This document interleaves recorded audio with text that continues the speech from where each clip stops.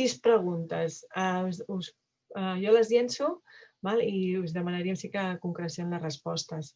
Hi ha una pregunta a nivell legal, no sé si va dirigida al Joan o al Joan Carles, si podeu també donar resposta, i és respecte a l'interès d'algunes administracions a poder establir ordenances amb sancions pel tema del llançament de les borilles a terra.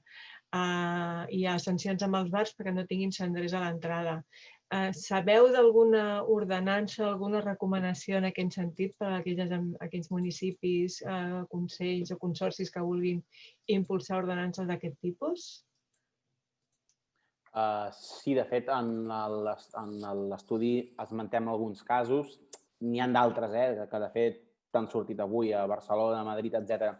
Però nosaltres ens hem fixat, per exemple, en els casos de Mallorca, Màlaga, Burgos, Ceuta, que s'especifiquen expressament aquesta prohibició a tirar borilles al terra, i en molts d'aquests casos també s'estableix un règim sancionador. Vull dir que d'exemples se'n poden trobar. Vull dir, si hi ha interès en alguns municipis en tirar-ho endavant, vull dir, es poden trobar casos, sí, sens dubte. Gràcies. Hi ha una segona àmbit de preguntes que estan relacionades molt amb els cendrers, amb la ubicació, amb el disseny de cendrers als espais públics. La pregunta és exactament si hi ha alguna proposta concreta, crec que dirigida a Urbacer, d'aquells espais on legalment no es podrien col·locar cendrers, hospitals i entorns educatius, on es podrien col·locar legalment aquests espais, aquesta apagaborilles que comenta la Meritxell? Legalment no ho sé, jo ho desconec, però en tot cas sí que quan va sortir la llei antitabac a dins de les instal·lacions, moltes entitats o edificis van començar a posar cendrers a l'entrada i això sí que es va notar, fins que no es van col·locar aquests cendrers es trobaven moltes borilles al voltant de les entrades d'edifici. Sembla que això s'ha regulat, ha disminuït, però a Barcelona concretament hi ha 30.000 papereres i totes tenen apagaborilles. Vull dir que a cada cantonada te'n trobes una de paperera on pots apagar i llançar-ho dins. I Meritxell, vinculat també amb aquesta pregunta, es demana també si teniu identificades les zones amb major presència de borilles i es comenta que hi ha alguns projectes a Lisboa o d'altres ciutats que mitjançant intel·ligència artificial poden identificar aquests punts negres a la ciutat i llavors utilitzar aquesta informació per fer campanyes, que comentava la Patrícia també, serien necessàries en punts negres on s'hagi identificat. No, de fet, no hem fet un estudi així tan específic d'on es trobarien les borilles, però estic segura que si fem una jornada de participació amb els nostres escombraires ens sabran dir a quins espais se'n troben. I, per exemple, hi ha llocs, la platja en general n'hi ha moltes més que a ciutat, això ho hem comprovat amb vosaltres fent les caracteritzacions, i després hi ha aquells raconets, a l'entrada de la platja hi ha un raconet on sempre n'hi ha més, en els parcs a prop dels bancs, hi ha espais que són més favorables. Segur que si féssim un estudi ho podríem mapejar, però no ho hem fet. Sí. Patrícia, em sembla que has demanat paraula. Sí, és que hi ha un equip d'investigació que justament ha publicat fa molt poc un estudi molt interessant on, per exemple, el que es diu és que casualment a les entrades dels centres educatius el 75% dels centres educatius es troben un munt de borilles. En un 60% dels parcs infantils també, per exemple. I després nosaltres hem detectat que sobretot n'hi ha moltíssimes a les terrasses dels bars i restaurants, especialment, i també a tot el que són parades d'autobús, entrades a metro, etc. I a banda d'això, també cal saber que hi ha moltíssimes borilles, per exemple, davant dels hospitals públics, de clíniques privades, de CAPs, etc. La qual cosa ens sembla realment escandalosa. Doncs mira, Patricia, jo crec que hi ha dues preguntes que potser també pots donar resposta a tu, vinculades amb el tema de la toxicitat, que també hem comentat, o qualsevol dels participants, si voleu donar resposta, sentiu-vos lliure. Pregunten sobre el tema de la toxicitat, no? Es fa la valoració que potser hi ha molta gent que utilitza els filtres, no? Amb la idea de que a través del filtre retens toxicitat, no? Però també tu comentaves que, no? Amb les borilles també elèctriques també hi ha una important càrrega de toxicitat, no? I es comenta si aquest podria ser un bon argument per incidir en la prevenció de residus. I amb aquesta mateixa línia es demana si creieu que els filtres biodegradables són també una solució al problema.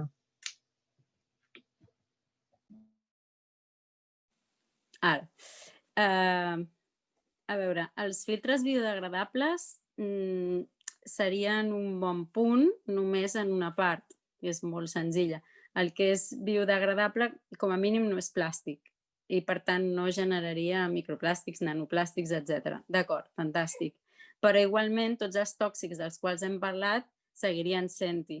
Per tant, seria reduir lleugerament el problema, però al final seria tan lleuger que, a veure, millor això que res, però diguem-ne, aquest no és el problema, no? El problema és molt més greu i molt més complex. La primera pregunta, disculpa, no m'ha quedat gens clara exactament cap a on anava. Pots reformular-la, sisplau? Sí, anava en aquest sentit, amb aquesta potser falsa idea que amb el filtre reduïm la toxicitat. Era confirmar si teniu també aquesta sensació que la gent pensa que d'aquesta manera ens protegim de la toxicitat quan no és així. Sí, de la mateixa manera que la indústria del tabac també es va inventar els famosos filtres amb gust mentolat o les cigarretes light, etc. I ara s'ha inventat els e-cigs o cigarretes electròniques perquè tothom es pensi que, bé, sí, fumaràs però et faràs menys mal. No, la realitat és que els filtres el que absorbeixen és ridícul i la persona que fuma igualment s'està intoxicant, entre altres coses, amb poloni 210, que, com sabeu tothom, suposo, doncs és un element radioactiu molt perillós. I una darrera cosa que volia comentar, que s'ha quedat abans del tinter, molt ràpidament, és que nosaltres, el nostre lema és la teva cigarreta, la teva responsabilitat. Per tant, a banda del fet, que estic totalment d'acord amb la Meritxell, que hi ha un munt d'opcions, per exemple, a la ciutat de Barcelona, on llançar una cigarreta, per tant, a més, nosaltres hem observat que hi ha gent que està al costat d'una paperera i no fa l'esforç de llançar la cigarreta allà, d'acord, això d'entrada.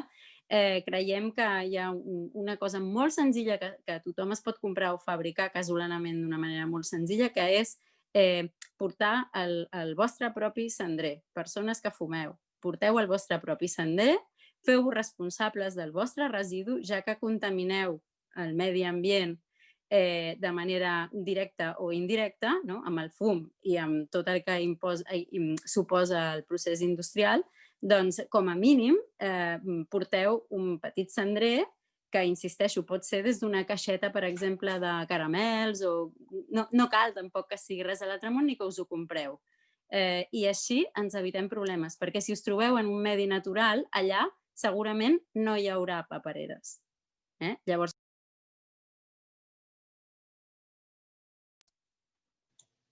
Gràcies, Patricia. L'Alba ha demanat també paraula. Alba, quan vulguis. I Alba, ja que agafes paraula, aprofito per dir-te que demanen també si s'ha calculat en l'estudi els costos per Catalunya de la seva recollida i el seu tractament. Gràcies. Sí, jo només volia fer un incís en referència als filtres biodegradables i comentar que nosaltres no pensem que puguin ser una solució, per una banda perquè la biodegradació només es produeix en certes condicions, és a dir, que quan aquest residu acabi abandonat en el terra o acabi, per exemple, al mar, no es produiran ni les condicions de temperatura ni d'humitat necessàries per la seva biodegradació. És a dir, que pot seguir produint microplàstics i igualment aquests filtres contenen les substàncies tòxiques que hem estat comentant i es podria produir la seva alliberació. I d'altra banda perquè pot contribuir a incrementar el littering, és a dir, la gent pot pensar que hi ha uns impactes inferiors i per tant que no ho poden llançar al terra o a l'entorn perquè poden pensar que no ocasionen tants impactes. I en referència a la pregunta dels costos, com hem dit, és un estudi superpreliminar i ens hem centrat només en els costos de neteja viària i de platges i a nivell de Catalunya. No hem entrat en els costos de gestió, que això s'analitzarà en certa forma amb l'estudi que ha desenvolupat Datambient. Gràcies. Gràcies, Alba. I ja per acabar, una última pregunta. Des de la Seu d'Urgell demanen si existeixen subvencions que puguin ajudar a fer campanyes en aquest sentit. Pilar, si vols donar resposta. A veure, no hi ha subvencions específiques per borilles, evidentment. Tenim l'ordre de subvenció de prevenció de residus municipals, a la que, com sabeu, poden optar ens locals, però també entitats sense ànim de lucre, en temes de prevenció en general, on es podria encabir una campanya de prevenció de generació de borilles, per suposat. Aprofito que estic aquí per dir-vos que estem treballant en unes noves bases que esperem, si tot va bé, publicar-les abans de final d'any, però la convocatòria es publicaria a principis de l'any vinent. Això és tant per les convocatòries de prevenció com per la de recollida selectiva i la d'economia circular. Aquest és una mica el calendari que estem intentant, no us ho puc assegurar del tot, però aquesta és la nostra idea, que hi hagi convocatòries a principis de l'any vinent de totes tres línies de subvenció i, per tant, en aquesta ordre de subvenció de prevenció podrien encabir-s'hi. Ja sabeu que la condició és que hi hagi un pla de prevenció de residus i que les actuacions estiguin incloses dins d'aquest pla, però sí que podria incloure, sí. I després ja, perdona, la d'economia circular per projectes ja més tipus què fem amb les borilles, vull dir, més projectes de gestió, d'economia circular o inclús de models alternatius de negoci, etc. Jo crec que tenim una tasca de conscienciació molt important. Ja sé que amb conscienciació no solucionarem tot, però crec que amb les borilles ens trobem en una fase molt preliminar de conscienciació, que potser per altres tipus de residus ja la van passar fa temps, però crec que molts fumadors no tenen ni tan sols la consciència del mal que estan fent llançant aquesta borilla a terra.